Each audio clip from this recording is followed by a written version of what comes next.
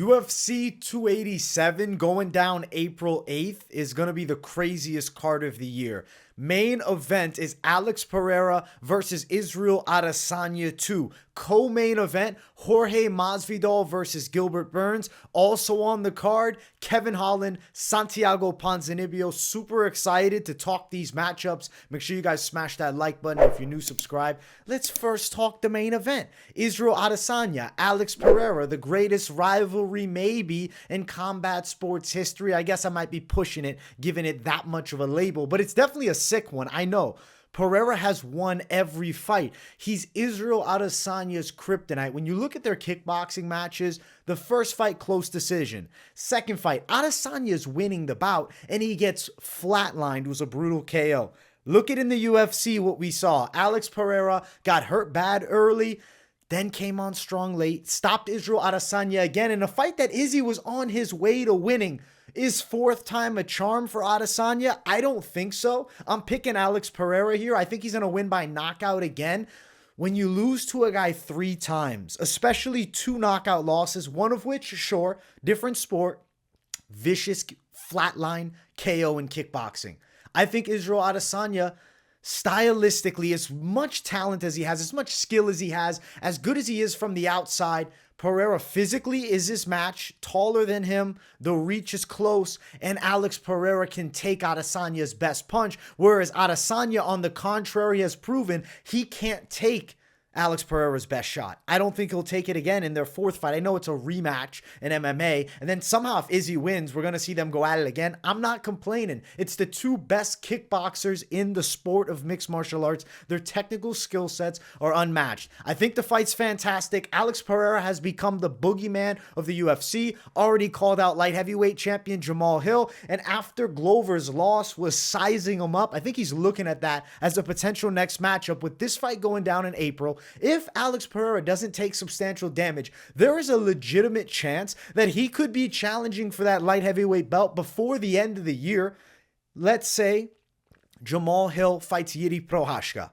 Whoever wins that fight, it doesn't matter. I think Alex Pereira challenging the winner is a dream fight. It's the best and most vicious strikers in combat facing off inside of the cage. I love the idea that super fight. If the stars align, it should happen. If somehow Israel Adesanya wins, then we have to go into a trilogy, most likely right away. I know Izzy's probably gonna then look towards that light heavyweight division too, but to me, it's just more likely that Alex Pereira beats Adesanya again. I'm picking him, and I think that there's more of a chance of Alex Pereira becoming the light heavyweight champion of the world. I feel like Jamal Hill and Adesanya would be a really cool fight. Same Prochazka Adesanya, but something about having Alex Pereira across from a Jamal Hill or a Yuri Prochazka is going to be insane. I think it's going to go down. I'm calling it. I'm saying that Alex Pereira winning against Adesanya, the fight right after that is going to be challenging for the light heavyweight belt sometime in 2023. It's great news for me. I think this main event's going to be great. I think Alex Pereira brings the best out of Adesanya. He just can't beat him. You look at the fights for Izzy before the Alex Pereira match. We were talking about Izzy being a boring fighter. Against Alex Pereira, he was as entertaining as ever. That fight was incredible. I loved every second. That wasn't coasting to the win, slick from the outside, control range Adesanya. It's an Adesanya that dug as deep as he could, but just unfortunately doesn't have enough for Alex Pereira. We know Pereira's ready to die, but he said he's ready to kill. That's the one difference in mentalities. I've seen, I think, an Instagram reel or something like that about it. They're showing Alex Pereira in Portuguese saying, I'm ready to kill, whereas Adesanya against Kelvin Gastelum, he says, I'm prepared to die. And I think that mentality difference is why Alex Pereira beats him another time. Also, the next one we're talking about, this matchup is awesome. Jorge Masvidal bouncing back. He's jumping right into a huge fight. Gilbert Burns looks better than ever. I feel like against Neil Magny, yes, stylistically it was a great matchup for him, but he looked in great shape. He looked mentally so there and excited to fight, and then he put on an absolute ass whipping. Jorge Masvidal gave Colby Covington a really tough out. Something about Masvidal that I feel like is underrated is his grappling defense. He's not an easy guy to just take down and bully. Gilbert Burns is going to have to fight through some fire with Jorge Masvidal, and the knockout power Masvidal has is real. This is one that's hard for me to pick straight out the gate because I'm like, yes, Gilbert Burns has the grappling advantage, but Kamaru Usman and Colby Covington both are better technical wrestlers than a Gilbert Burns. I would say the physical strength of Gilbert Burns outweighs the physical strength of Colby Covington, but does that equal takedowns, top control? I'll say this. If he gets Masvidal to the floor, it could be serious danger, but I feel like Jorge, even from the bottom, is a bit of a threat.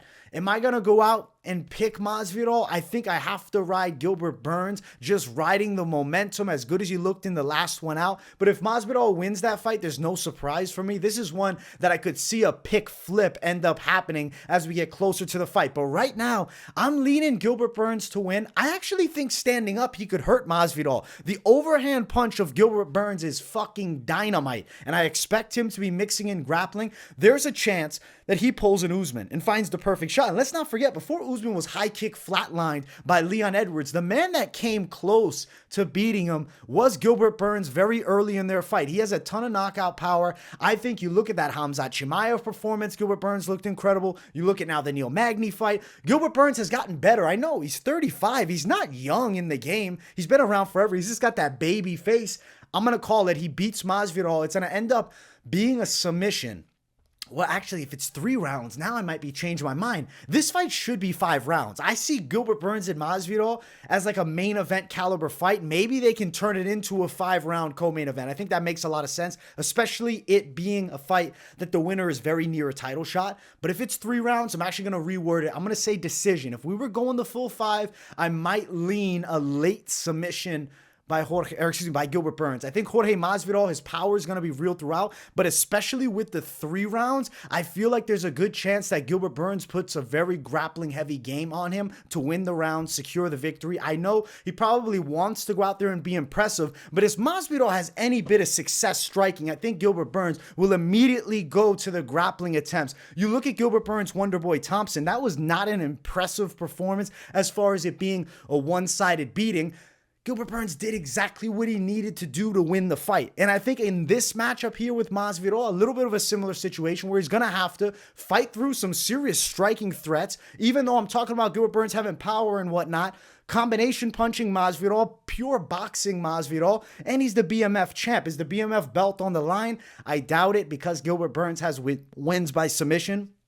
Unfortunately, in MMA, it seems like you can't be a BMF unless you're flatlining everybody. That belt just wants to be given a pure striking.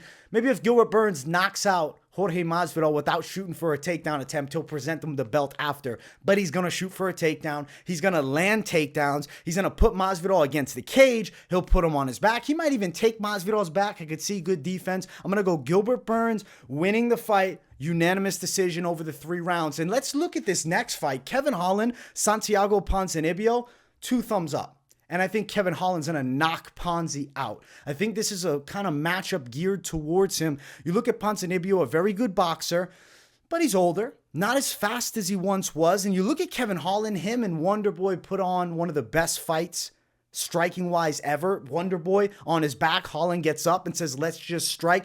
I love Kevin Holland. He's a fan-friendly and fan-favorite style. And you match him up with a guy who's also fan-friendly and obviously in the Spanish community, I would consider him to be a fan favorite. Ponzinibbio does the commentary for the UFC Espanol. He's a big name for the Spanish fans. And I think matching him up with Holland is a great fight. I think we had a ton of eyes. It's great for the card. It's going to be amazing. I think UFC 287 might be one of the best cards of all time. The fight, how it goes down, I see Kevin Holland's boxing from distance as a big problem. Ponzinibbio will attempt to grapple. I don't think that he has the wrestling chops nor the size to match and take Kevin Holland down and control him. Ponzi's going to try to box. You look at Alex Morono. He was boxing Ponzinibbio's face off in that last one until getting caught in flatline. Ponzi has real power. I don't question the Kevin Holland chin at all. I think Kevin Holland's going to end up hurting Ponzinibbio and knocking him out. If I'm going around, I'm thinking we're going to see 2nd round knockout win for Kevin Holland in what should be an incredible fight. The fucking main card is insane. UFC 287, guys. Pereira, Adesanya 2, Burns, Masvidal, Kevin Holland versus Santiago Ponzinibbio. We also already got Kelvin Gastelum versus Chris Curtis. Cannot wait to see it. I think it's going to be great. Guys, I hope you enjoyed the video. Definitely let me know in the comments. What side are you on with the matchups? Each one of them, from Pereira to Adesanya. Do you think Izzy maybe can pull something out of his ass and get a huge W? You think in the co-main event, maybe Masvidal knocks Gilbert Burns out? I don't think so, but it's not impossible. And do you think Kevin Holland is beaten by old man Ponzinibbio? Does that old man strength come into play here? We shall find out. April 8th. It's a banger of a card. The UFC is just bringing the heat, guys. I mean, they are coming guns blazing in 2023. We got looming ahead the next pay-per-view. Makhachev, Volkanovski. Holy shit. John Jones, Cyril Gane. Usman, Edwards. And then now we got this card. Pereira, Adesanya in the main event. Gilbert Burns versus Jorge Masvidal was a fight I really wanted to see, and I love that they were able to turn Gilbert Burns over super quick to make this fight, and I'm happy Masvidal is fighting another top contender. I know it's not the guy Gilbert Burns called out, but he's always been down, and he's called out Masvidal in the past too. It's going to be great to see it. Holy shit. 2023, guys, buckle up, seatbelts on. Crazy shit is going down in the UFC, and a lot of shit's going to be happening on the channel, so stay tuned here at MMA Experts. Make sure to subscribe if you're new and turn those post notifications on. Smash the hell out of the like button. Much love to my people. Sunday, predictions dropping. We'll be back to the usual flow. Cannot wait for it, even though UFC Vegas 68, Lewis versus Spivak, it starts at 1 a.m. Eastern time. It's going to be a damn late night for my live stream. But we'll bring the heat, as always. Thank you all so much for watching. Much love. And I will see you all in the next one. Peace, guys.